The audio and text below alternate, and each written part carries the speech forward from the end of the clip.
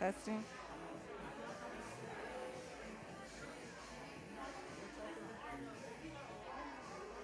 then introduce Dr. Sluter.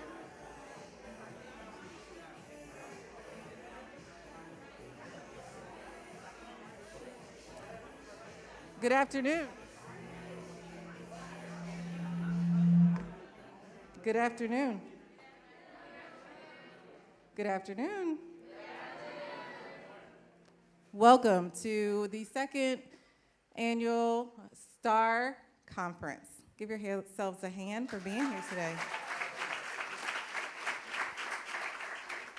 My name is Berlinda Johnson. I work in the Office of Student Success, and I oversee the Scholars Academy and the STAR program. We are so excited that you are here, and we hope that you enjoy. I'm going to bring to the stage Dr. Rick Sluter. He is the Vice Provost for Student Success and the Dean of University College.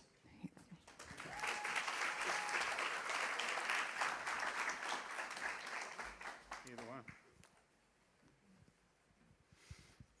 Wow, that light is shining right in my eyes here. Welcome.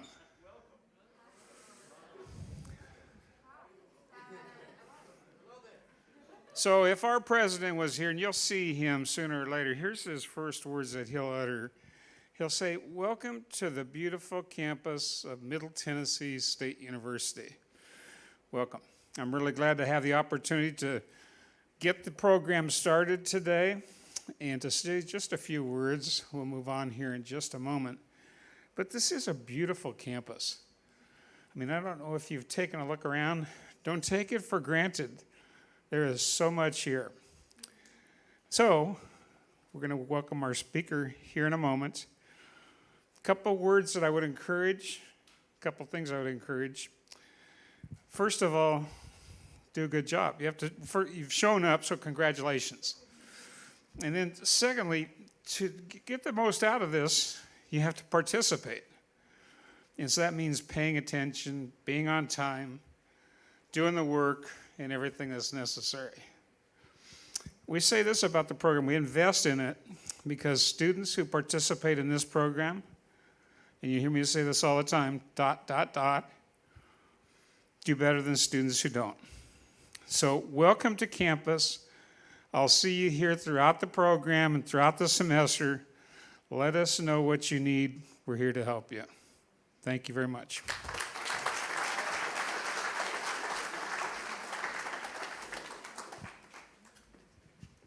Thank you, Dr. Sluter. Dr. Sluter supports our programs. We are so grateful for his leadership here at MTSU.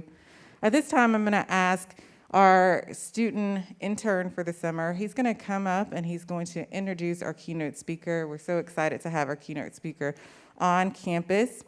Our wonderful intern, Varion Malone, has worked with us all summer, but he has been a peer mentor with us since 2018. He was a part of our Scholars Academy cohort in 2017, and he is a shining spot on our campus. Please help me welcome Varion Malone.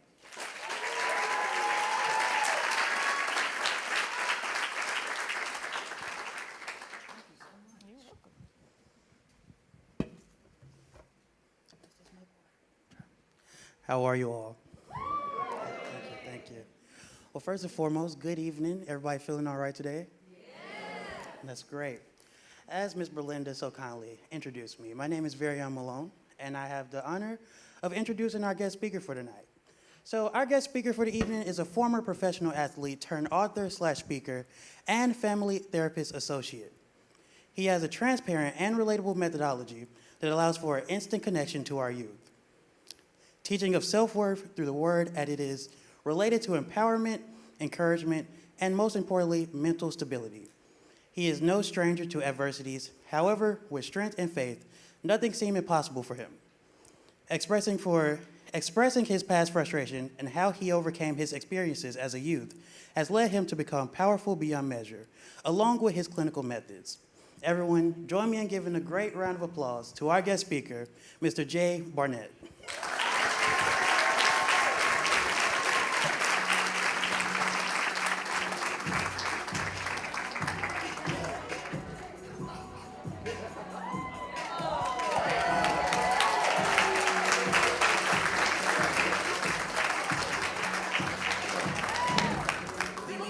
All right.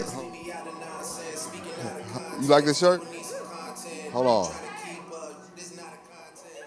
That was my part, bro. Hold on.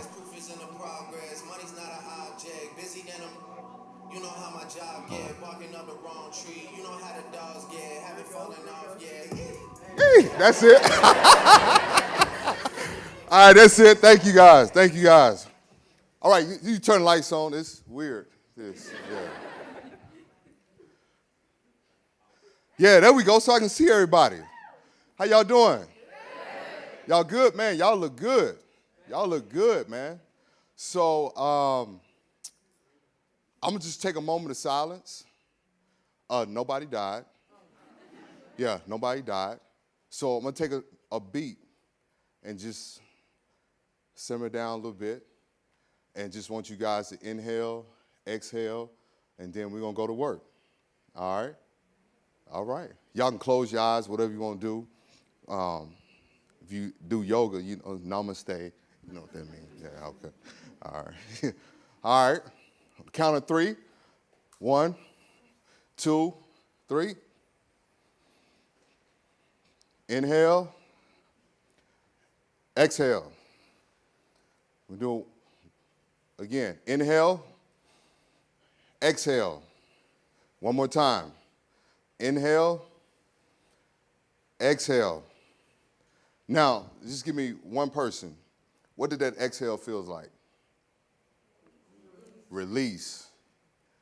You're going to have to do that almost every day for the rest of your collegiate life and after.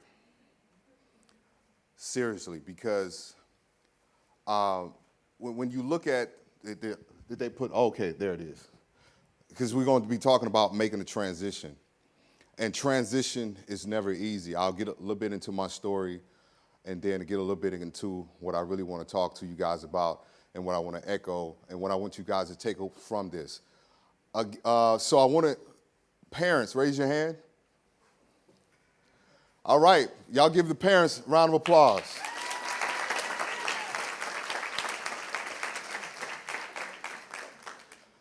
Now, let me tell y'all something.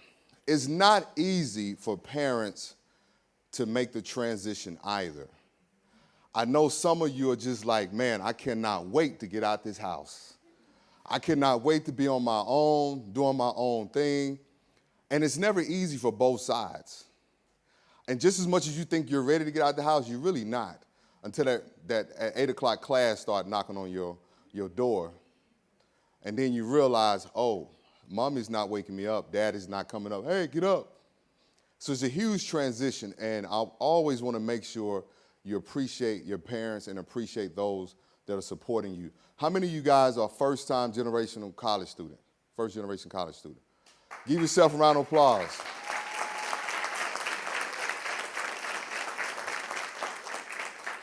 So I was I am one of 7.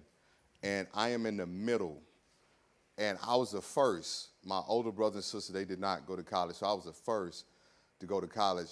And I came from a spiritual background. My parents are pastors, so it's like, you know, they didn't tell me that I was going to college. It's just you'll find something to do. But, you know, I was playing football, and so my mom, she's like, well, baby, I don't really know what happens in college. But, you know, she put the blessed oil on me and all of that, and she was like, just go on and, you know, be blessed. And so I entered into, you know, school my first day, and then I'm just kind of like, man, dude, this is weird because I didn't have anybody to kind of tell me what that was like, you know, that entire college experience. Did something happen? We can't see you on the live stream. Can you get on stage? Oh, they can't see me, so they want me to get on stage for the live stream. See, I like to, you know, feel the energy, but this works too. And I'm gonna hold this in my hand like I'm finna go through the slides. Next week, I gotta give a lecture at my university. So here we are, we're gonna start here, you know, so. All right, can y'all see me now on the live stream? Good? Well, he put up 3 fingers. I get you, brother. It's like, yeah, finally.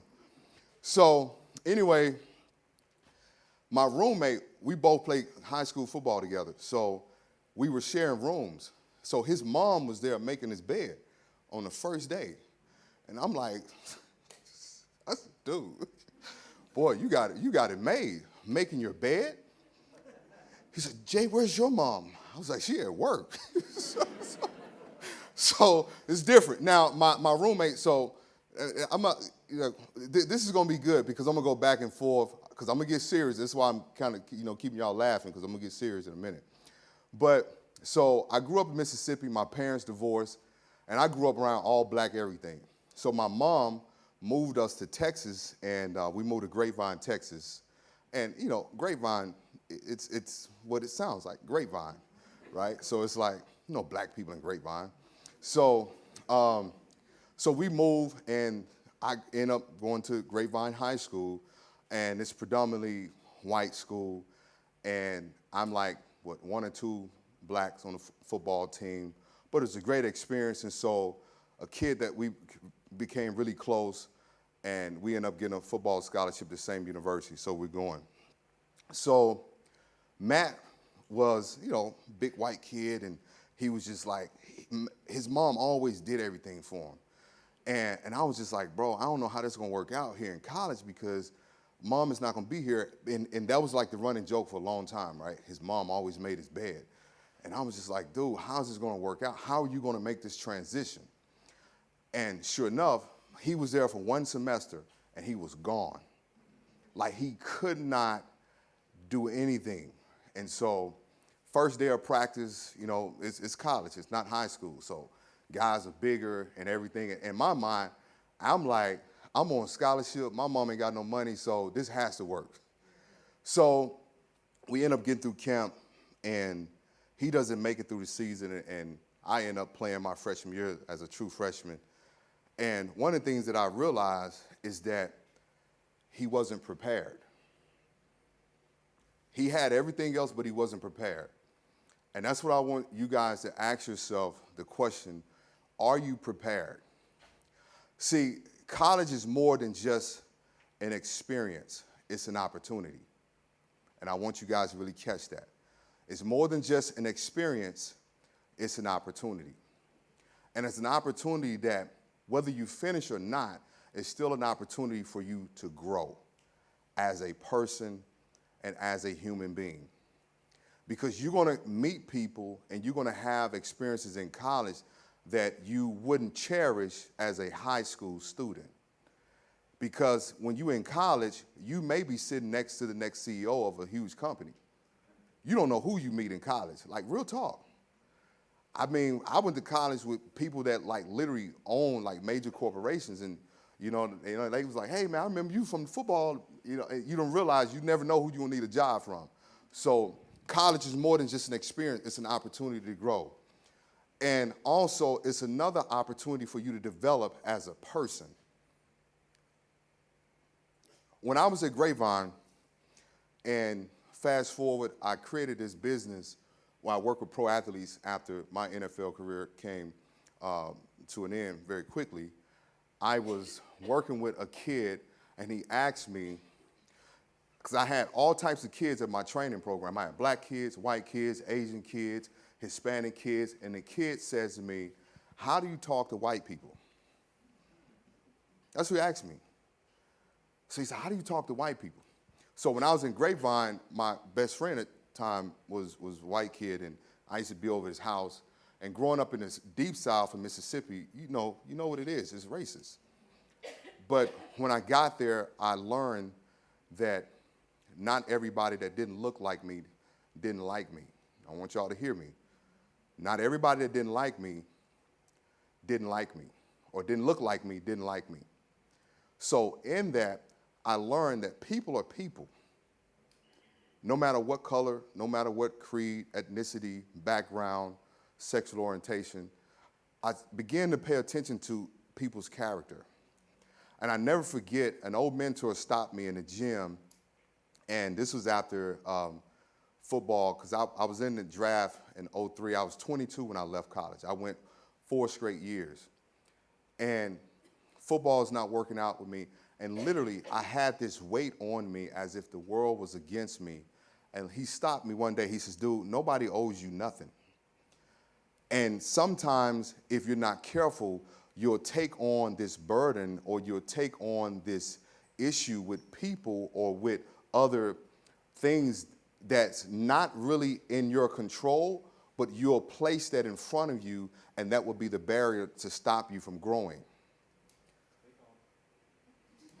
You follow me? And so this is why you have to be careful with how you look at other people. Because sometimes how you see people is really a reflection of how you see yourself. And so what I told that kid, when I deal with any race people, again, the whole thing, I'm not going to sit there and say, I don't see color. Because if it's a white guy, it's a white guy. If it's a Hispanic guy, it's a Hispanic guy. But for me, I'm looking at who is this person from their character. Who is this person from how they move, how they treat me, how they act, and how they behave. That's how I'm viewing people. So when I started viewing people from there, opportunities started showing up. Because opportunity doesn't have a color to it. Opportunity doesn't have a specific look. Opportunity comes in all shapes, sizes, and forms. So when you enter college like that, you're now able to move through life in that same manner. Because if you're looking for everybody that looks like you to be your partner and to be a part of your community, you're mistaken. And you're probably going to shortchange yourself from some very powerful and life-transformative experiences. Because believe it or not, right, I go to the NFL 2006, doesn't work out. I spent a few years in arena ball, and I battled depression since my parents' divorce. Now, you guys see me today, and you like, oh, he looks well put together.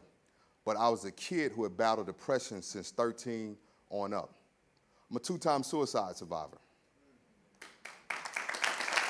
So,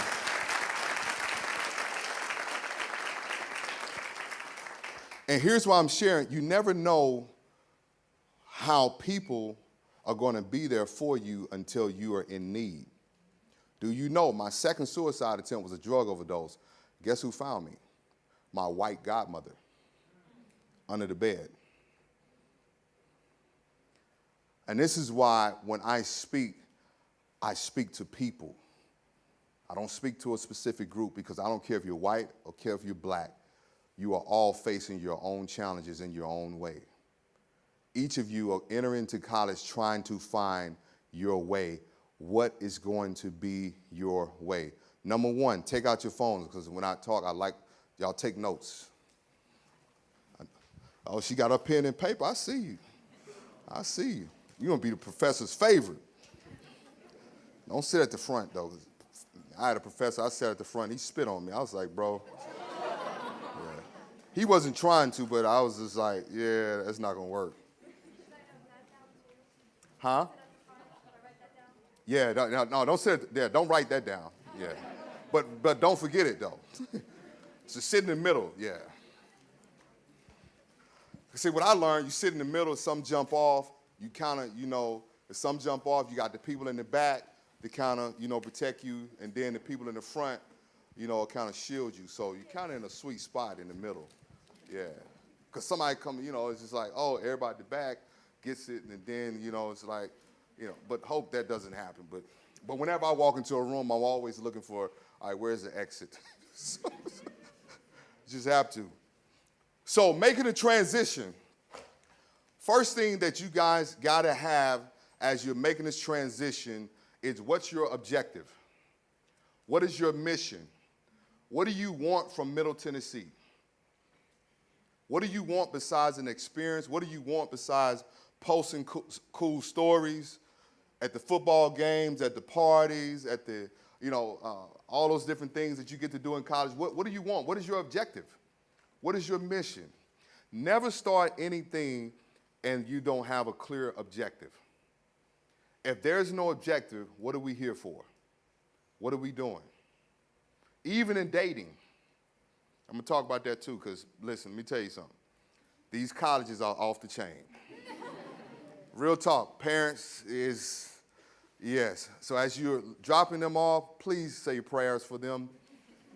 Seriously. What's the objective? If there's no objective, always take a step back and say, where does this take me? So I'm a therapist now, and when I'm working with people, I always ask them, what is the end goal? What do you want? And the objective, we know you're here to get a degree, but the objective has to be, I want to grow as a person. I want to meet like-minded people. I want to meet people that have the same interests as me. I want to meet people that are involved in things that I want to grow in. What is the objective? What is the mission? Right? So be clear about that. Number 2, purpose. What is your intentions? What is the intent? And this both is similar because here's the thing. You may start off in a degree plan, and that may shift around about your your sophomore year. And that's okay if you have to change. I started off in CIS, Computer Information Systems. You know why? Because I was like, I'm going to be transparent. I was in registering for class, and there was some girls in there, so I wanted to sound like, I was smart. So, listen, I'm going to be honest. I barely got into college because I had so much stuff going on at home, I couldn't really focus. So for me to get in on the SAT, it was football or bust. So I'm at the register office, and I'm looking through stuff, and I'm like, dang, this sounds real educated. This sounds real good. And the girl's like, so what's your major? I was like, oh, CIS. Like, knowing I have no business, bro. No business being in CIS because I don't like computers, right? I took a multimedia class where we used to make movies and videos. I love that stuff, but I did not like computers as far as breaking them down. I was in CIS for a semester, and I said, I got to get the hell out of here. I said, this is not for me. I was in my first class, and I was a football player, so if you play ball, you're in sports, in college, they own you. So I'm in class the next day, and I'm like this. And the professor said, son, what is wrong with you? I was like, man, sir, I'm so tired. I'm just so tired. And he was like, are you high? I said, no, because my eyes was like all over the place. I said, sir, I'm not high. I said, bro, I'm so tired, man. And he was like, I need you to stand up, son, because you got to pay attention and hit this class. Because computer information system is not turning on the computer and hitting escape and alt and delete. It's like, no, we finna go in this back office and you finna learn this programming part. You finna learn what a computer do when it's not on. I said, nope, it's not for me. I made a D in the class and my coach was like, Jay, what you gonna do? I said, coach, I think I want to change my major. And I got in something that I was interested in. I got in physiology and sports management because I'm an athlete, so that's something that I love. And I'm telling you this because here's the thing. This is not about your parents. This is about you. This is not about your parent. This is about you. This is about your legacy. This is about your journey. This is about your experience. So as you're combing through your program and what you want to major in, really take a deep look in what you want to do. Because why waste time? Wasting time is something that you're really not interested in. Because there's nothing worse than being successful in something that you really don't care to really do. You know how many people that are successful in things that they don't like, and it's miserable. So when you're making a choice, choose based on your purpose rather than being accepted. Because I was trying to be accepted because I wanted to sound like, oh, I'm in something that sounds educated and sounds prestigious. And I got in there, I was just like, nah, this ain't what it is. And when I got into something I was involved in, I excelled. My first semester, first year, my mom didn't know this, thank God. They kicked me out of school first year. Man, I had a 2-point, you can't even tell. and again, I'm a first-generation college student, so my mom don't know. So I entered school on No, the first semester, so I come back January, right? And I try to, in the class, and I try to use my little food card thing, said, denied. I said, man, so I called my coach. I said, hey, coach, man, my card ain't working. He said, well, come over here to the office. Let's see what's going on. So they type all my stuff in. Thing says, student expelled. Academic probation. I said, what? I had no clue that, here's another thing, read everything you sign. College students, read everything you sign. I didn't know that when I was signing all this paperwork, because again, I'm an athlete, and of course I was a young athlete, first generation student.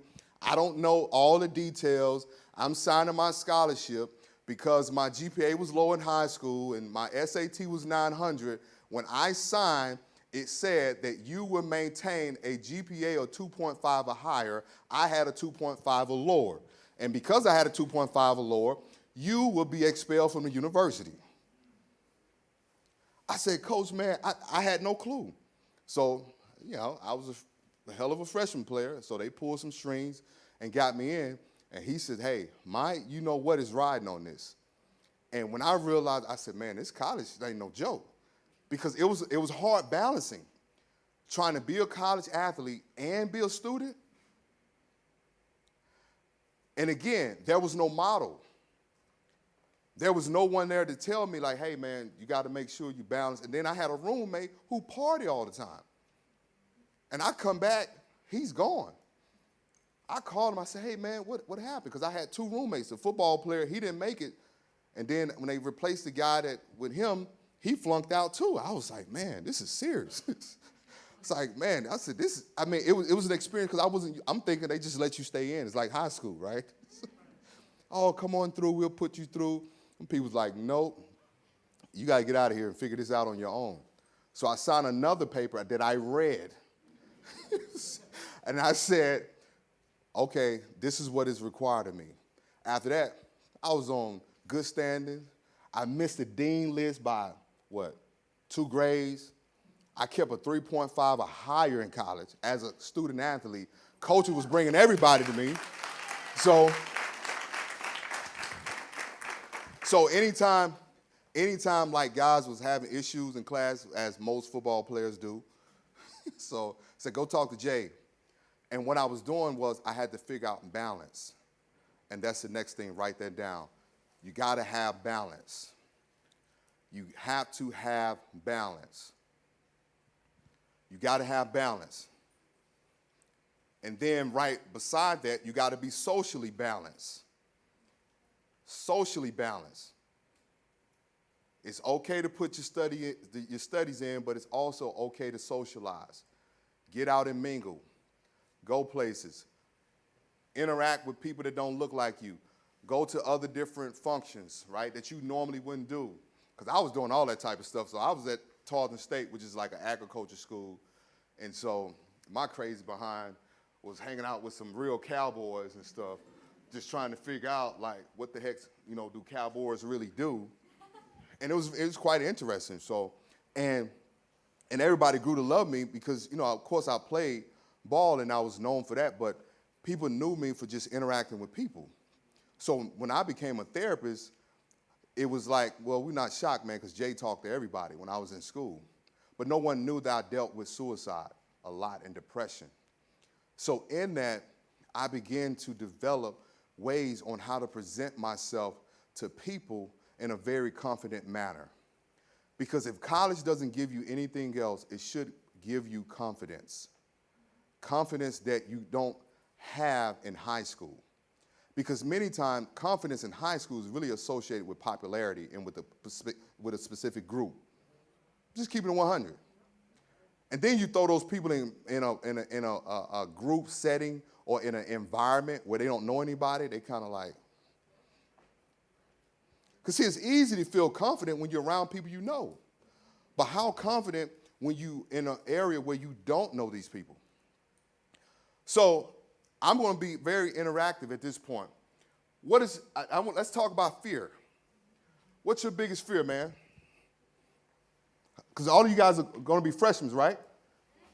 Freshmen? This is all freshman group? Oh, man, this is fun. So let's talk. Let's talk. Man, y'all making the big leap. Parents, are y'all afraid? Mom back there, she's like, yes. So, Mom, tell me, what's your biggest fear, Mom?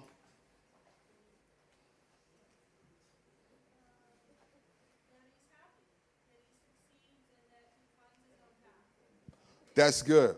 So, can I make a suggestion, Mom? Because I don't give advice, I make suggestions. So, with that, what you can do, Mom, because sometimes, here's the biggest challenge parents have, right? And this is stuff that I had to tell my mom. Sometimes your fear of them failing is projected through the conversation that you are having with them as you are cutting the cord. And rather than leaning into the fear you have, lean into the possibilities that they're going to be able to embark on, right? So what you do is you start speaking to, hey, I'm looking forward to you having a great freshman year. And here's the thing, they may not, but it's okay. And here's the thing, freshmen, because y'all no longer high school students, become okay with being okay. I want y'all to process for a second. Become okay with being okay, meaning that you're going to miss the mark your first year. It's your first year. It's something that you've never done before. Some of you probably been away from home, but being away from home in college is totally different. It freaked me out. I remember I woke up and I was looking around. I was like, dang, my mom ain't here. And some of y'all are thinking, my mom ain't here. Man, I'm finna act a fool. Some of you feel like, bro, I've been in prison for 18 years, dog. Listen, this is what tripped me out. The first time I came home, because my mom had a curfew, even my senior year, my curfew was like 12 a.m., right? But I always beat the curfew like 11:30, because I was the only boy, so I just wanted to be respectful. Even as a grown man, when I go visit my mom, I still like come home at like 11:45. You know what I mean? It's just out of respect. And she'd be like, boy, you know, you grown. I said, no, Mama, just out of respect. So I came home at 2 a.m. in my dorm room, and I was like, we was like out with the football team, nothing major going on. And I was like, dang, man, came in the room 2 a.m. and ain't nobody said nothing. Man, it tripped me out, right? But here was the tripped out part. I had to be up at an 8 o'clock class. And my homeboy was like, hey, you gonna make class in the morning? I said, man, big dog, let me pray on it, see what the good Lord said. But I made it to class. But that was another thing, is that responsibility can be scary. And freedom can be scary. Because especially when you feel like, and here's the thing, guys, parents love us. A parent's biggest fear is their child not reaching their greatest potential. However, reaching your greatest potential is your responsibility. Mom and dad can want it all they want, but until you make a decision, so I want y'all to reach up and just do this. Just reach up and start grabbing air. Is anybody grabbing anything? That's potential.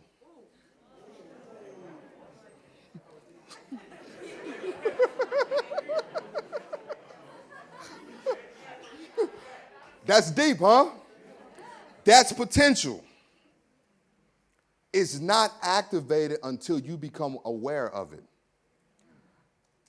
I don't activate who I could have became in college until I became aware that this is serious business.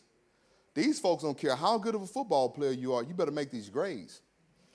I didn't become aware of it until after my second suicide attempt, I realized, okay, maybe God has a plan bigger for me that I can't really see right now. And then it hit me. So you can't access or activate potential until you become aware. And so in your first year, as much as you're navigating through the campus and trying to figure things out, it's important that you become aware. of your potential. You could not have told me that 10 years ago, since my second attempt, that I would be doing what I'm doing now, right? Because in that time, in that moment, the depression, the pain of all of my memories of being physically abused by my stepfather, I've gone through so much, it's not even important to talk about, but you could not tell me that I would be where I'm at today, right? I wrote 4 books, I'm a PhD student, just filmed a major documentary from major network.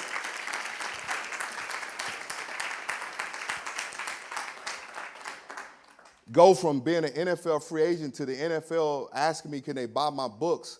So all of these different things, because at the time that I'm experiencing this deepest pain, it all felt like that was the end. Why am I sharing this? Because you will have moments where what you feel feels like that is the end. How many of y'all been there? By show of hands. You can be honest. Where what you're experiencing, it feels like that's the only thing that's going on in the world. Here is the other side of that spectrum. It's not. And this is why you have to be careful about feelings. And I'm going to be clinical for a second. And here's why I tell clients. You have to be careful because as real as a feeling is, it's not accurate. Because just as much as I was feeling like this is the end of the world, had I succeeded, the world was going to continue to go on. So again, the feeling is real, but what is the validity? What is the accuracy of it? Is it true? Does it really mean that your life is done because you failed this class? No, it's not. Does this mean that you won't reach your full potential because you changed your course? No, it doesn't. Does this mean that just because the relationship didn't work, that now you feel like life is over? It doesn't. I know it feels like it, but there's no truth to it. And this leads me to the next point, is develop resilience. You're going to need some resiliency in college. You're going to have to be resilient. You're going to have to dig deep and say, man, I have got to push through this. Because whether your parents are paying for it or you're on scholarship or whether financial aid or whatever, your legacy. And when I speak about legacy, I'm not talking about your kids and your lineage. I'm talking about what you represent. What you represent and what you stand for is riding on this. Who's coming behind you?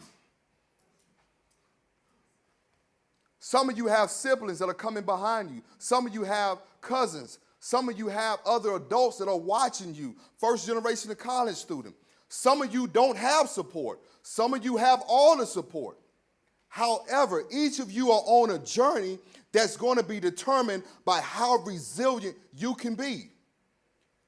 Because the biggest challenge that they've done to this society is give them social media and make people think that an overnight success is overnight. I know what the Grams show you. Yeah, she snatched, but she ain't really, this is a different world because this is a different world because they got BBLs now. So for the people who know that's Brazilian, y'all catch that. My point is that you see the body of the weight loss, but nobody's showing you the journey. Nobody's showing you the process.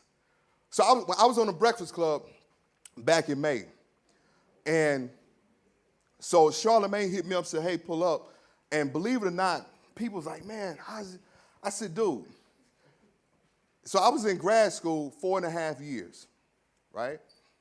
In grad school, 4.5 years. I'd already written 3 books. I'm writing 10-page papers, and I'm on tour. I'm always like, listen, I can speak. We're going to make it happen. But, man, I got to get back. I had to be back to do that homework because homework was done every Sunday by 12 p.m. And there was some nights I was getting off the airplane, going home and writing a 10-page paper. And I'm a grad student at 35. I ain't no grad student at 28. So I'm a grad student with responsibilities, bills. I got a dog. I got all the y'all. Some of y'all adults, if you've been in school, after you graduated college, it's challenging. Because, see, y'all just gonna go to school and you going back to your dorm room, you gonna work out, you gonna go hang out. Hey, let's go to, what's that pizza place? Y'all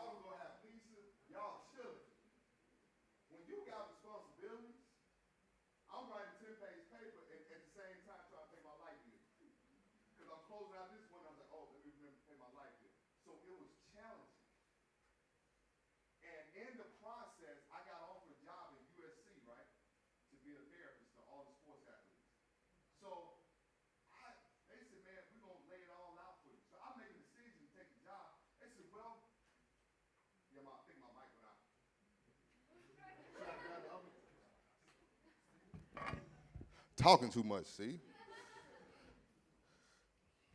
So I take the course. I'd already graduated, right? So in order for me to practice as a therapist in California, my original program is 45 hours. In Cali, it's 60 hours. And so I had to take an additional 5 classes. And I'm finna get very transparent. I'm taking my dog out, and I am taking assessments and intervention, alcohol and prevention, fundamentals of psychopharmacology, which is study of medications like Adderall, all those different things, medication for bipolar, lithium, schizophrenia, all the different stuff. I'm taking all these different courses. I'm taking sex therapy. I'm taking all these courses, and I'm filming a TV show with Taraji at the same time. Yes, Taraji P. Henson. Look it up on Facebook. So I'm going somewhere with this. I'm doing all of this stuff, right? I'm on set filming in my trailer looking at homework. I take a week off the class and I come back, fly to Texas. I was in LA for a week. My professor said, I need 6 assignments by the end of the week. I said, I need another life because I will be dying after this week. She says, funny, but Jay, I need this work. Here's where I'm going. I had to make a decision, and it was so much pressure. I literally called my best friend, and bros, if you follow me on Instagram, you know me, I'm vulnerable. I don't care about crying and all that. You know, I was running over dudes in football. I don't care, but when I feel like crying, I'm gonna cry. I called my homeboy. I said, bro, I can't do this. And I was hoping he'd tell me, bro, just quit. I really was. And I knew he wasn't. And he let me cry it out. He said, you know what you got to do. Because it was such a burden. And I was in 5 classes, and each class was 12 weeks per class. And it was a 15-month program that I had to complete in 5 months. Imagine the balance. And again, I'm not 25. I'm not 30. I'm not 35. I'm 39 years old. Yeah, so y'all look at me like, what? Yeah. Drink your water, stay out of trouble, mind your own business. You'll age well. So all of this is going on, and I had to make a decision on how am I going to finish this process. That's going to be critical for your first year. How are you going to finish this process? And I did have a choice, but I chose to complete the assignment. How will you complete your assignment? And again, this is not about mom, this is not about dad, this is about you. Some of you, your parents, are going to have that talk with you, but then you got to make a decision on what you do with the talk. Some of you, your aunts are going to have that talk, your uncle, your brother, your sister. But what are you going to do? What are you going to do with what I'm talking to you about today? Because when the school starts? August 23rd. So y'all got a couple more weeks to get prepared.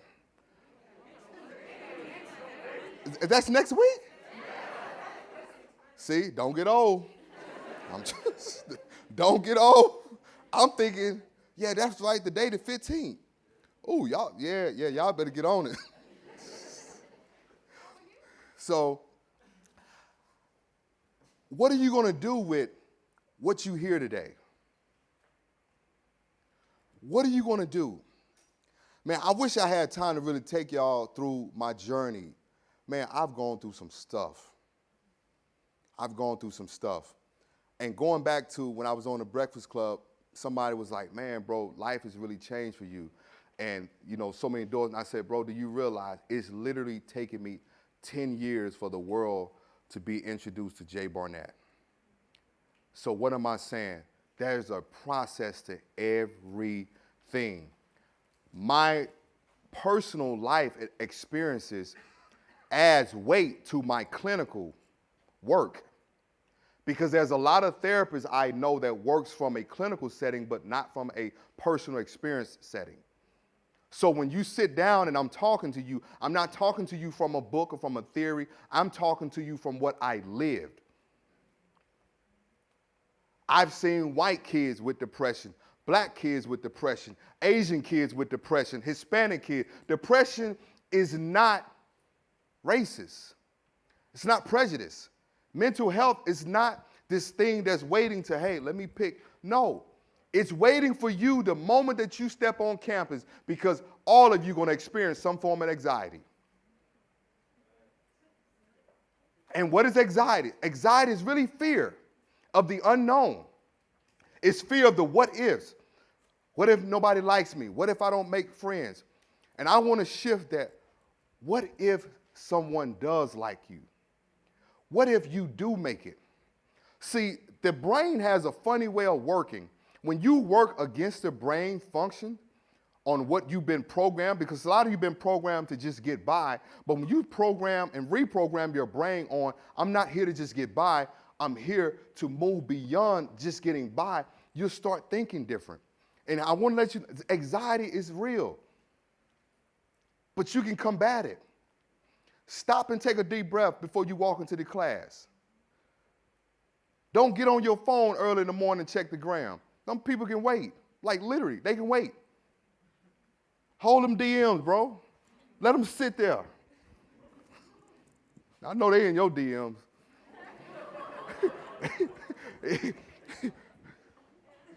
He got that curly hair too, so I know them girls all on him. My God, what's your name? Nick? Nick? Oh, Nick, let me play in your hair. Let them DMs sit, Nick. But here's what's most important, guys, is learning how to create a routine that works for you. Spend time in a silent place before you enter into this noisy world. We live in a noisy world where there's so much going on around. Like, I mean, it's just, I travel all over the country speaking, and the stories I hear from, just stuff that goes on social media, from stuff that goes on in just people's personal life. It's a lot. We're still in the midst of a pandemic, right? So that within itself can make you depressed. Sit in the house all day with your parents. My mom is like, you want to quarantine me? I'm like, no. I love you, but I would not do that to myself. Like, I was quarantining my dog, and dude was on my nerves. I was like, bro, stop barking. Like, one day he just wanted to go outside. My dog named Kingston. And I said, Kingston, man, bro, just chill, man. And he's just looking like, I am. And I'm like, man, just have a seat, because my nerves were so bad. But find time to be still, young people. You have a beautiful life ahead of you. And when I use the word beautiful, I don't mean everything is going to be perfect. There's going to be some uncertainties. Expect the uncertainties. Write that down. Expect uncertainties. There will be a professor that may not like you. And that's okay. It's like somebody got a testimony. I had a professor, man, that talked to me every day. Hey, Jay, we're going to win this Saturday. Give me candy and stuff. I'm sitting at the front. Dude failed me. Gave me an F. Man, I said, bro, what's this? Well, you didn't do well on the class. I said, but you was talking to me every day. You could have told me I wasn't doing well. Well, got to pay attention, buddy. I was like, and he used to run outside. Listen, true story. He used to run around the football field when we be at practice. I told my homeboy, I said, bro, I want to get a helmet and just knock them out right now. And my homeboy told me, he said, bro, don't befriend him. Do not become friends with him. I was a freshman. I didn't listen. I became friends with him. He says, bro, he's going to fail you if he's friends with you. I became friends with him, and my homeboy's like, did you take the candy, dog? I said, yeah, he had Reese's Cups. He said, bro, do not take that man's candy.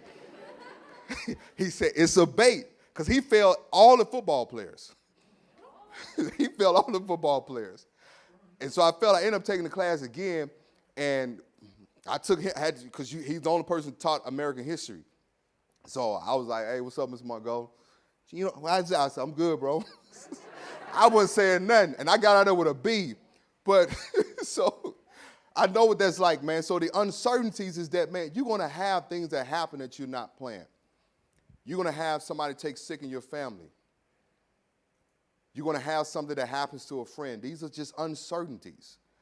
And when these things happen, because they will, how will you move and navigate through it?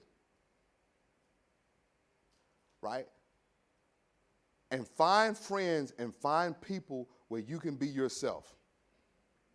Find people and friends where you can be yourself. If you find yourself not being able to be yourself in a friendship or in a circle, in a community of people, man, you got to get out of there. And don't even date people that you can't be yourself. If you got to put on a front and you got to show your representative and you can't be yourself, it's the wrong friendship, the wrong relationship. And I've seen more people lose focus in college because they're involved in the wrong circle and the wrong relationship. Real talk. Real talk.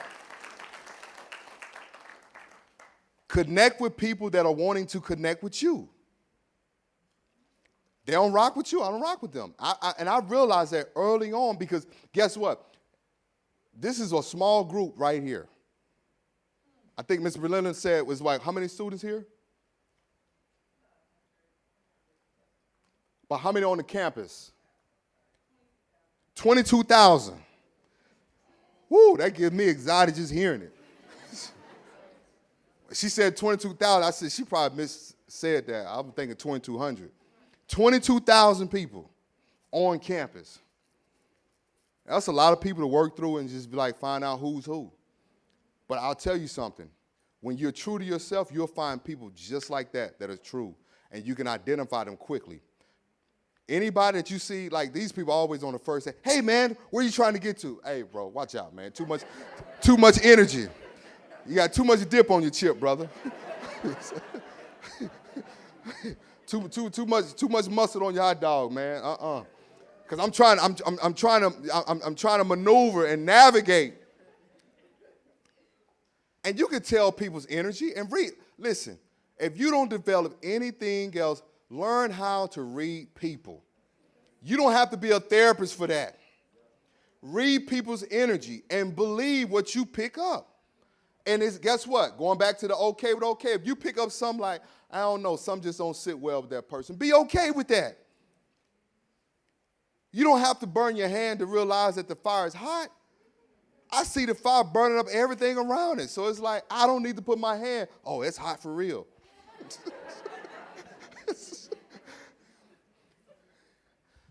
Build yourself first. And when you go through these lists of things that I gave you today, match up, okay, how am I going to do this? How am I going to be resilient? How many of you know what your major is?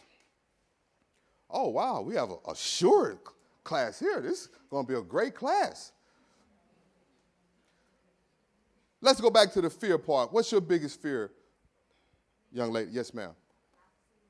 Not succeeding? Why you fear that? I'm not asking most people. I'm asking you. Why do you fear that? But you're here today, though, so you have already succeeded. So ain't nothing to be afraid of. You already succeeded. Listen, y'all, and listen, the parents will tell you, success is not in stuff. It's not in stuff. Listen, I wore this watch because this is a Rolex, and people tell you like listen to it, like.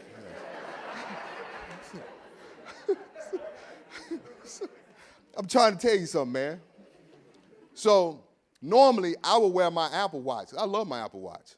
And here's the thing. Somebody will see this and say, hey, he's successful. I don't see that the watch doesn't make me successful.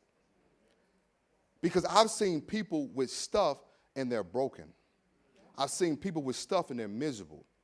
I actually wore the watch because I said if I want to wear the chain, I don't want to wear my necklace and I got an Apple Watch on. That don't look right. My point is in that nothing externally will ever make you successful. Success is within. Success is arriving at the place that you chose. You chose to go to college. And here you are. So you are a success story. When you guys start looking around you and start pointing out the things that make you successful, and I'm telling you, because I didn't make a lot of money playing football. I made more money doing what I do now, and my mom asked me, how does it feel? I said, I don't feel any different. And I've been able to buy what I want, travel, and go where I go. I said, I don't feel any different. But really what makes me successful is when I leave places like this and a kid will send me a DM and say, hey, man, your message changed my life because now my words have impacted this person's trajectory in life. That's success to me because I've seen people be rich, but they're poor here. They're rich in stuff, but they're poor in their character. So you're already a success story. So don't fear about being success. You're already success. So what you do is, what did you do to get to college? Huh? But what did you have to do? Okay, so guess what you do? You franchise that work ethic that it took to get here, and you implement it into what it's going to take to stay here and move beyond this place. Make sense? Franchise. Nothing changed. Work ethic shouldn't change. What's your fear? Yes. Go, yeah. Huh? The unknown. I'm going to tell you how to deal with the unknown. When it'll come, you deal with it. That's a hack. You don't have to worry about the unknown. What's your fear? Yes. Yeah, you now. Huh? The dark? Oh, okay.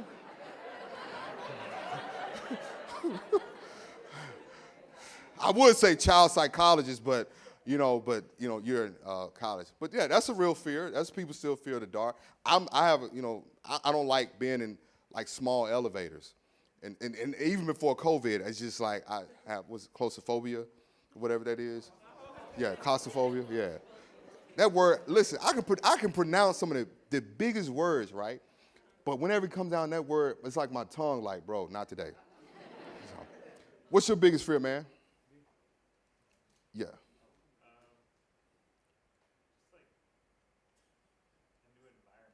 Yeah. Yeah. I like that because that's a real fear, a new environment, right? So I'll tell you how you embrace new environments, right, is how comfortable, what do you do when you feel comfortable in an environment? Now, what do you do? Okay, so you sit down and chill. So guess what? So again, I'm telling y'all, life hacks is not as complex or complicated as you guys think it. So guess what you do in a new environment? Go sit down and chill. And guess what? People who sit down and chill will be drawn to you. So it's that way you don't have to overthink it. Like when people ask me, I'm always nervous before I speak, always, because that's just me. I get nervous. And people say, well, you do it all the time. I'm always nervous, but I like being nervous because I have to lean into the energy and lean into the space because I don't know y'all. Y'all don't know me.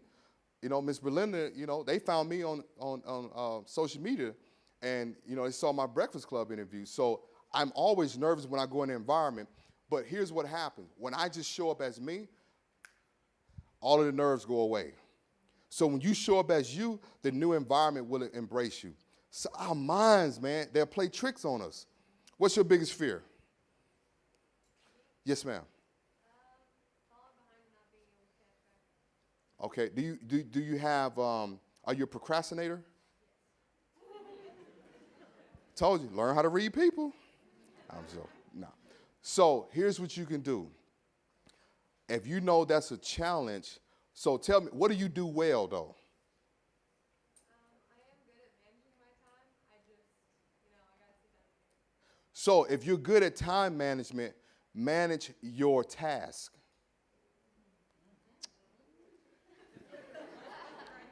Write that down. That's free.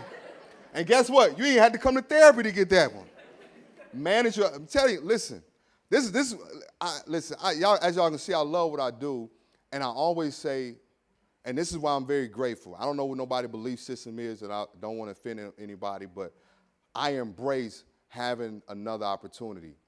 I took a drug overdose, and I called my mother, and I said, I'm done. And me and my mom did a live about it, and she talked about what that experience was like.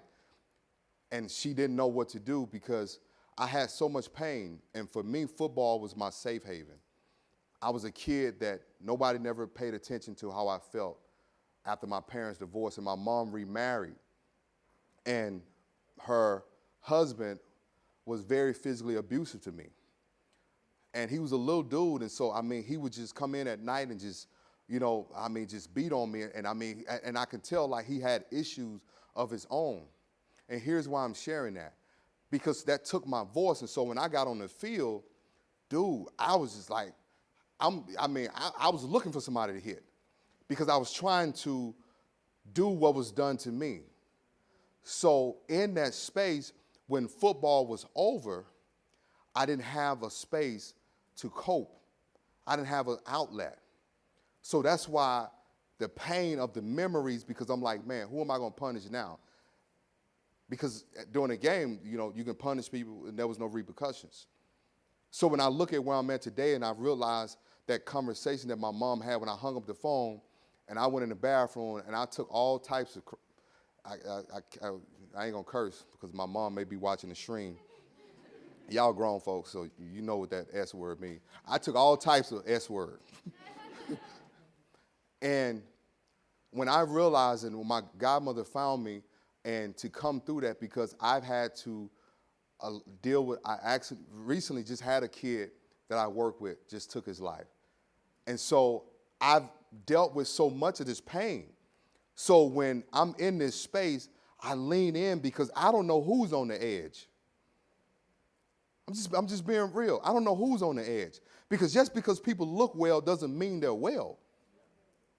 Just because people look good doesn't mean that things are good. So when I tell the young lady managing tasks, it's a game changer to her brain.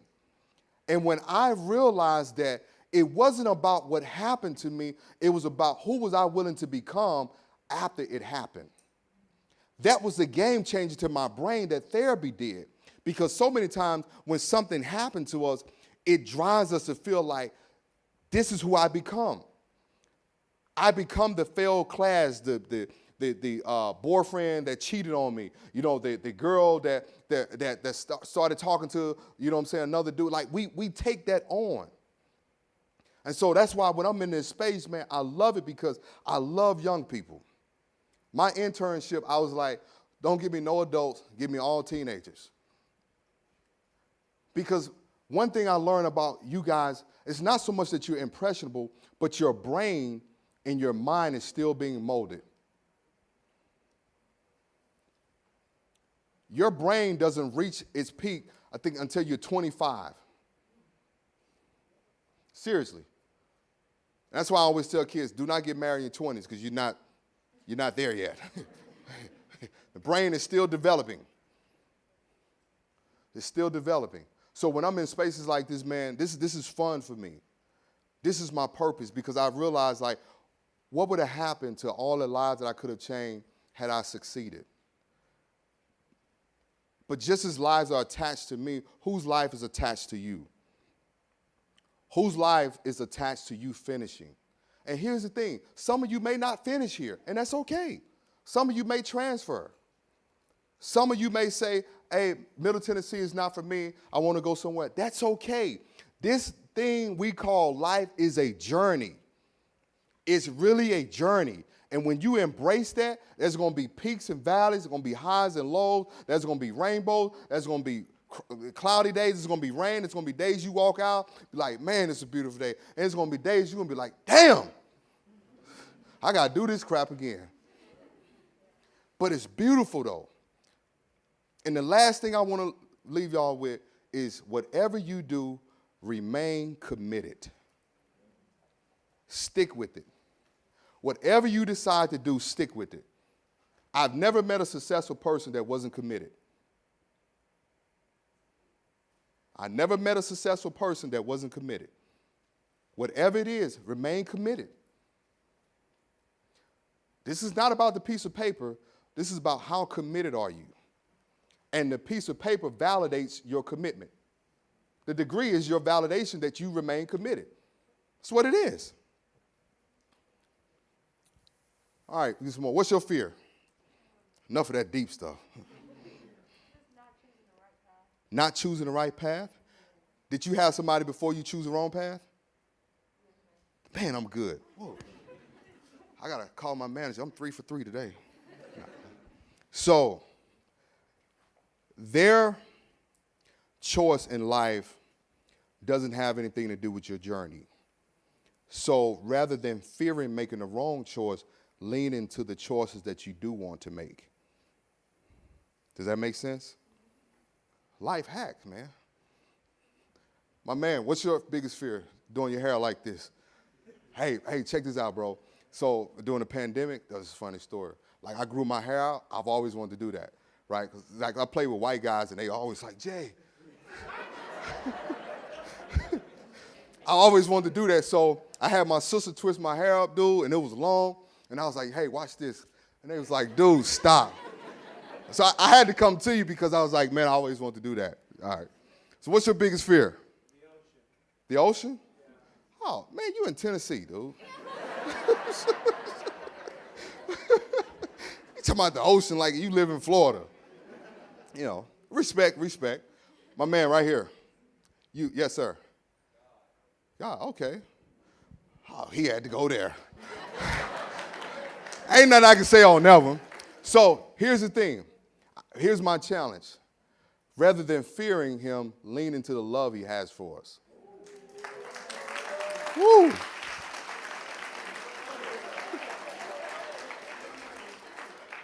Four for 4 today. Y'all got to tell Miss Berliner to bring me back. I'm 4 for 4 today. Old Navy, what's your fear? Did you say blood? Oh, okay.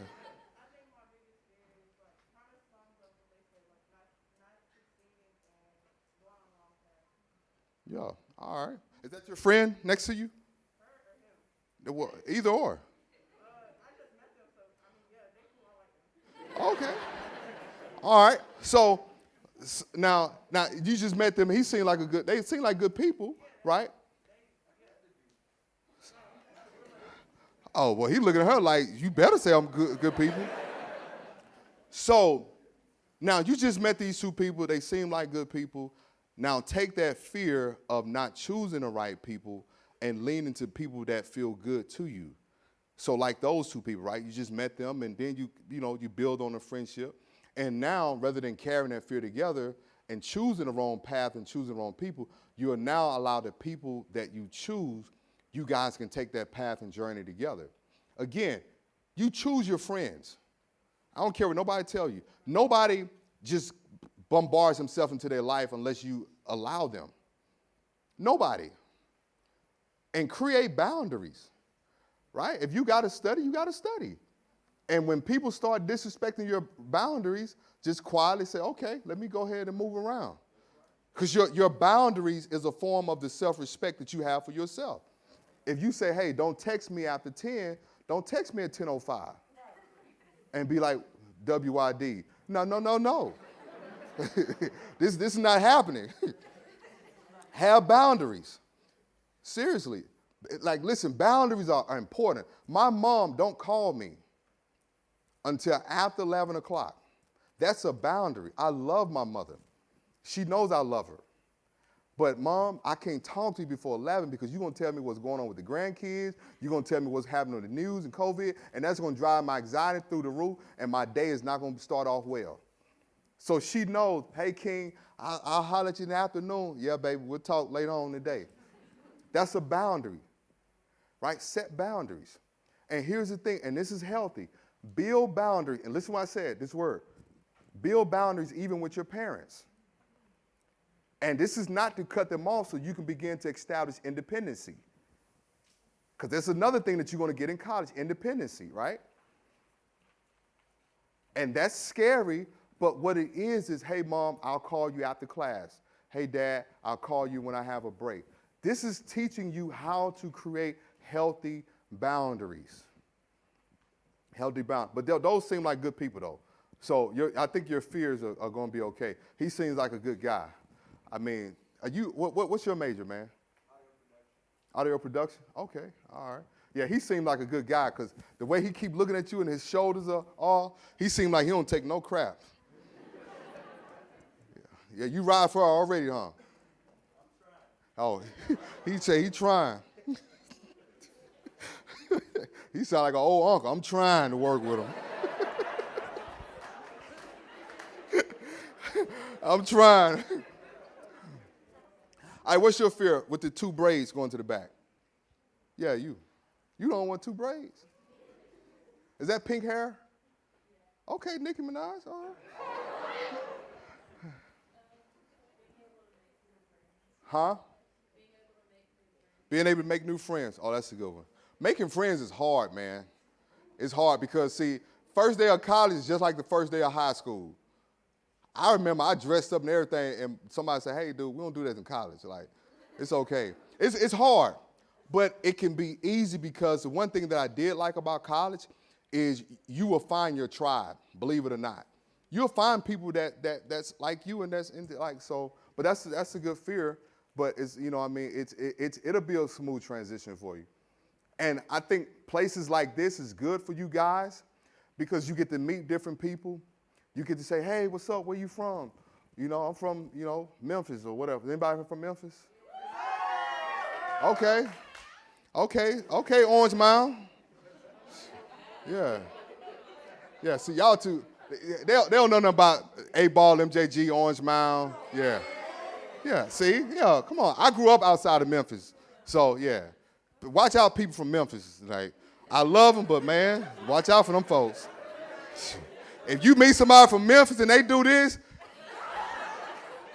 go ahead and grab your things. As they say, go ahead and log out, please. Them folks from Memphis, man, I love them, but them different people.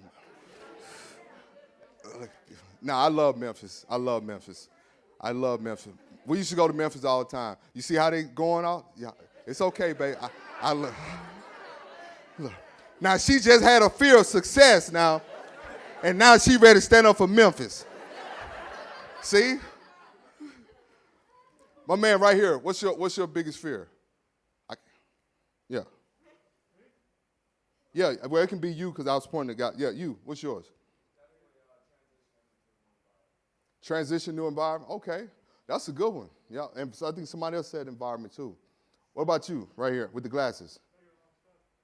Huh? I can't hear you. Taking the wrong steps? Oh, I thought you said taking the wrong stuff. I was like, look, I've been down that road, you know what I mean? Like Miss Berlinda may need to get some counselors or something up here. Okay, that's a good one. You, the umbrella. Yes. Somebody I had an umbrella. Is that an umbrella? Oh, y'all both have an umbrella. Oh, okay, my bad. Oh yeah, y'all both can go. Death? Okay, all right. I got a comeback for that, but I'll come back to that. Say it again. Allowing the pain from your past to affect your present, to not affect the present. You know how you can start to move on a good path? Hey, she kept it 100 though. She said no. So here's a life hack. Only the present moment is real. Everything else is an illusion. And here is the thing. Your past is real. However, your past isn't relevant for your present. And so I want you to write this down. Seriously, write this down because this is going to help you. Because self-debilitating beliefs will cause you to miss out on your future for reliving your past over and over. So each day that you wake up, embrace it as the new day that it is. The past is only as real as you make it. And if you know, again, I don't know what your past pain is. However, the pain will only become as real as you allow it to be in your present, right? When I went through therapy and came through my ordeal, and that's why I can stand up and I just did a documentary on a major network that talked about my story, and the guy says, man, you could talk about it because I've dealt with it and I know it doesn't have anything to do with my present. It happened and it was real. However, when you begin to move beyond it, it doesn't have the same weight. So it's almost like if you got cut, right, and you allow it to heal, it may leave a scar, right? It was painful when it happened, but as it healed, it becomes a scar. So, and just take those steps because the present is real. Like, we don't know if tomorrow will happen or not. And that's how I keep my anxiety down. I worry about what's in front of me rather than what's ahead of me. See, tomorrow is ahead of you, but this moment right here is in front of you. And so if you guys begin to embrace that, it will allow you to stay present. That's the only thing that social media and it robs us of the present. And listen, everything don't belong on social media. Keep some things to yourself. Keep some moments for you. Right? Don't post all your moments. Right? Live in the moment. So I take a few more. Guy back there with the hat on, the Middle Tennessee hat on. Yes, sir. You a baseball player? Oh, you like a baseball player. Yeah. Yeah, that's real. Too much happening at once. And that's a real fear. And I can tell you what you can do when that's happening, man. Find a place where you can go and breathe. Like, believe it or not, even before I was standing back there on the wall, I was taking my breath in. Because, again, like when we're on the road and traveling and stuff, man, like when it's a lot going on, people are moving, I have to really like, man, y'all give me a second. So find space to take deep breath, because if not, this causes a lot of panic attacks too. Have you ever had a panic attack before? Yeah, so when a lot is going on, manage that for you, right? And when you feel the need, take that time for yourself. And I encourage everybody, take time for yourself. Listen, I don't want to get into in the statistic, but mental health, right? Suicide is up. Panic attack is up. Depression is up. Anything that you can think about under the DSM-5 is up right now because it's stressful everywhere. So you have to be responsible for your own mental health.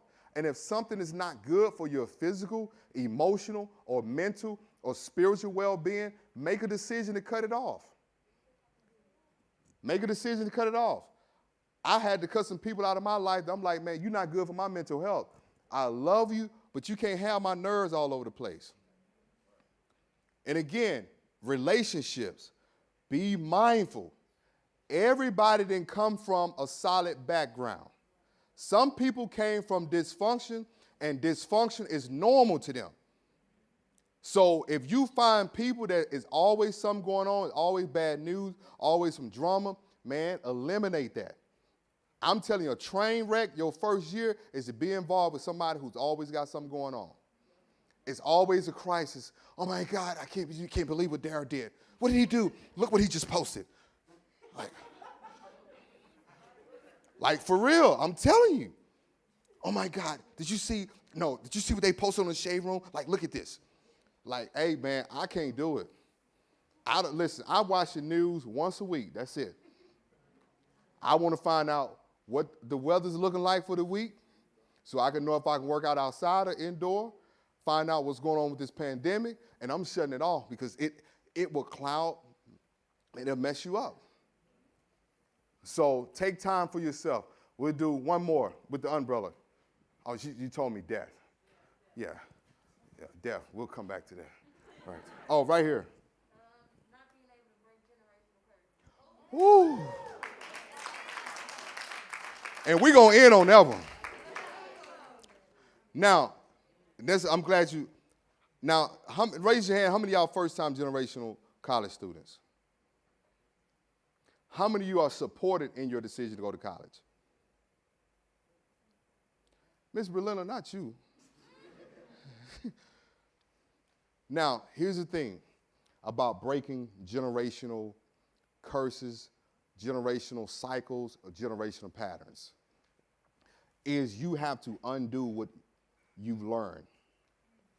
Unlearn what they were doing. I want you to catch that, right? You have to undo and unlearn. That's how you break cycles and patterns. Undo and unlearn. Huh?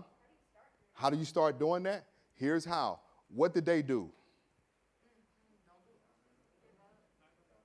Do something different. Create a new pattern. Write that down. I like this guy. Man, he take good notes. You take good notes, man. You write books. Yeah, he taking good notes too. Man, I like y'all. I might need to find me a professor job over here in Middle Tennessee. Kid taking good notes, man. Everybody making A's. Like, then I'm gonna be like, we're gonna make 15-page paper. They gonna be like, nah, Mr. J. But yeah, to start doing that is start creating new patterns. One of the things is that is so critical when you're unlearning things is to start to learn what works. So many times we're committed to what doesn't work. And this creates cycles of dysfunction. This creates cycles of brokenness. This creates cycles of poverty, is that we become committed to the brokenness. We're committed to the cycles of dysfunction. We're committed to the cycles of not meeting the standard. Create a standard for yourself and hold that standard. And as you hold that standard, you will always meet people that will think your standard's too high. That's their problem. That's their problem. And you're going to have, and I'm telling you, be prepared. As you begin to learn more, become educated, you will have some people, well, who do you think you are? Oh, you done went to college and you think you smart, better than everybody. Listen, that's their problem. Stay on your journey. Stay focused on your journey. I'm the first PhD student in my whole, and it's 58 grandkids in my family. And I get a lot of like, man, Jay, and anybody will tell you, you know me, if people rock with me, I'm very down to earth and humble. I do my thing and I go to the house.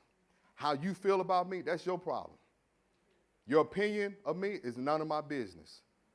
And when I got that set in my mind, everything became new, and it would no longer look like my family cycle. It looked like what I wanted to create for my life. And when you create things for your life, you're moving different, not according to how they did it, but how you want to do it. I love my parents, but there was a lot that they didn't do that was conducive to having an outcome that I would have liked, so I had to do things different. My parents have never seen me. I'm a black male therapist in a region where there's only 3 of us. One of the most talked about therapists I've done interviews with everybody you can think of. They've never seen this. My parents didn't understand mental health.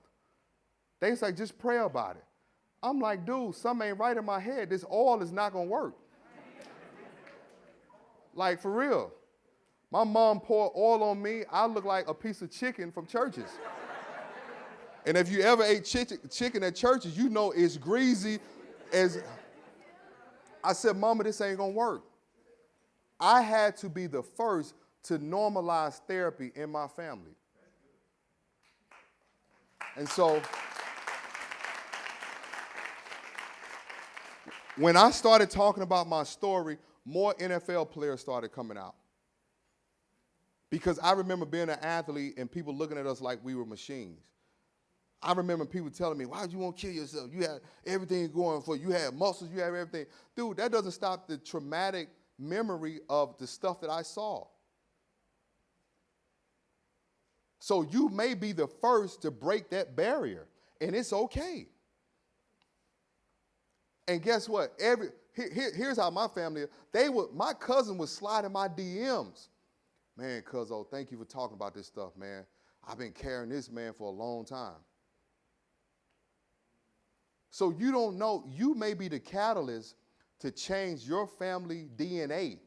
Because when you start going to therapy, and you start letting go of that stuff, it changes your DNA. Not only does it change your generation, but your DNA, because how you think forms and is procreated through your system. So when you carry pain, when you carry hurt, all that stuff is in your DNA. You can only produce who you are. So last thing, find where your counseling system is. If something's going on, please go talk to somebody. It's okay. I'll be the first to tell you. I work with actors, and I work with so many people, man. And it's a blessing because for the first time, the counselor I went to, he was like a Christian counselor. He was an older black guy. And the first session, he was like, man, you know, the word says this. I said, bro, I'm not against you and your Bible, but man, I'm trying to figure this out in my head, man. I didn't need the Bible. I know the Bible is, I'm like, man, listen, that's not going to work for me. So I'd never seen a black male therapist. Never. Then I went to a white therapist who was really good. I'd never seen me. So I realized, okay, maybe this is my calling to be that. And now it's helped my family. It's helped my sisters. I wrote a girl's book, and I encourage every girl to go get this book on Amazon titled Letters to a Young Queen. It's a powerful book. And I wrote a story of a little girl who had been molested, right? Because I used to work with teenagers, male and females, in group homes. Do you know when I wrote that book, my mom was the first to read it. She called me crying and says, let me tell you a story of what happened between me and my brother. So here's why I'm telling you, you don't know who's going to get free from you starting something new today.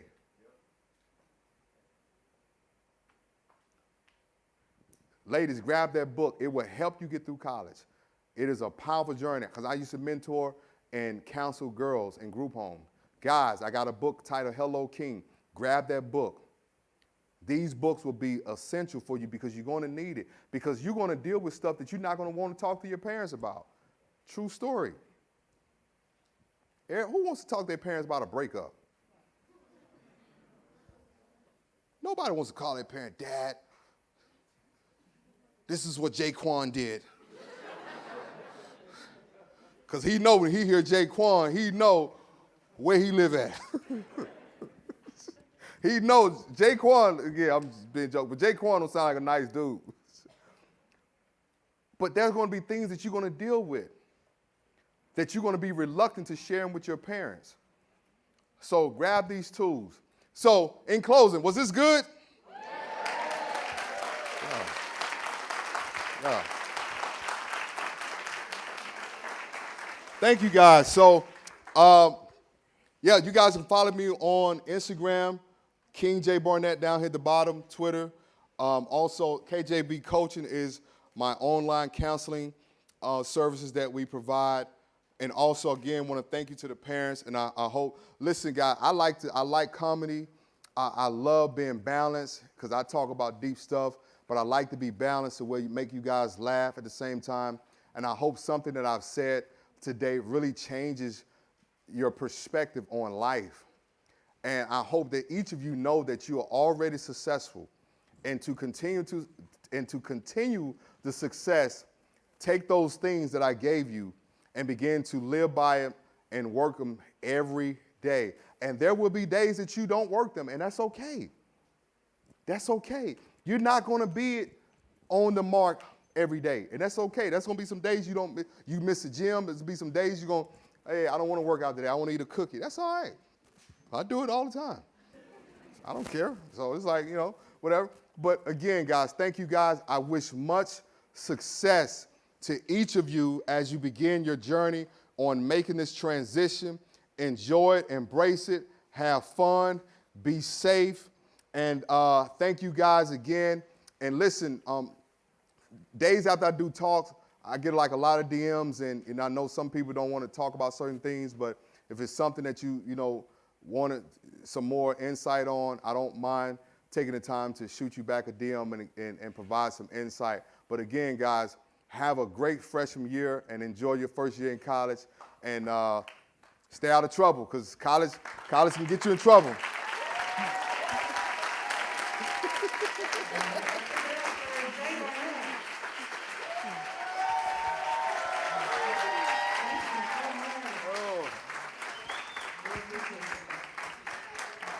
All right, guys.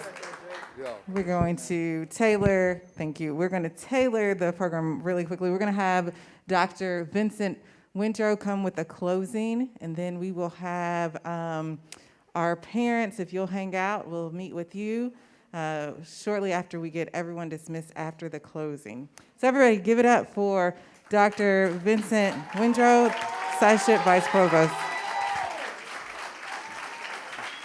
Hey, what's happening, y'all? So one of the best things you've done this summer is to do yourself a favor by enrolling in this program. Always look for opportunities to do yourselves a favor. How can I get ahead? How can I separate myself from the masses of people who want the same things that I want, right? How can I do myself a favor? There's a future you. Someone talked about the past them, the present them. There is a future you, and your future you is counting on you in this moment to get this thing right, to pay attention, to show up, do the work. All the things that you'll learn and have learned, but we'll sharpen them over the course of this week. It's for your good, and not just for your present good, it's for your future good. Your future you is counting on you now to get this thing right. Miss Belinda, when do I speak with them in the morning? 10 o'clock. I'll be with y'all in the morning. And we'll make this thing pop off, all right? Good. Parents, we're going to dismiss because I know you got to get back to wherever you came from. Thank you so very much for coming and spending time in this space with your kids. Come on, children. Come on, students. Put your hands together and let us thank your parents. So good. I'm up for, what time did you say, Miss Johnson? 10 o'clock. I'm with y'all for how long? 40 minutes. That's all? 45. I'll be with y'all for 45 minutes and we'll get it crack-a-lacking, all right? Good. Is that all, Miss Johnson? Is that all I'm supposed to say? That's good? What am I supposed to do? Drop the mic? What am I supposed to do? Don't drop the mic. Y'all have a good evening. I'll see y'all in the morning. All right. Thank you so much for taking time. All right, mentors, take your groups out. One group has dinner at 5:30. It's 5:20. So their parents, if you'll stay seated, we'll answer some questions. We'll talk to you for a little bit. All students dismissed. Parents, if you want to stay for the parent meeting, we'll be here.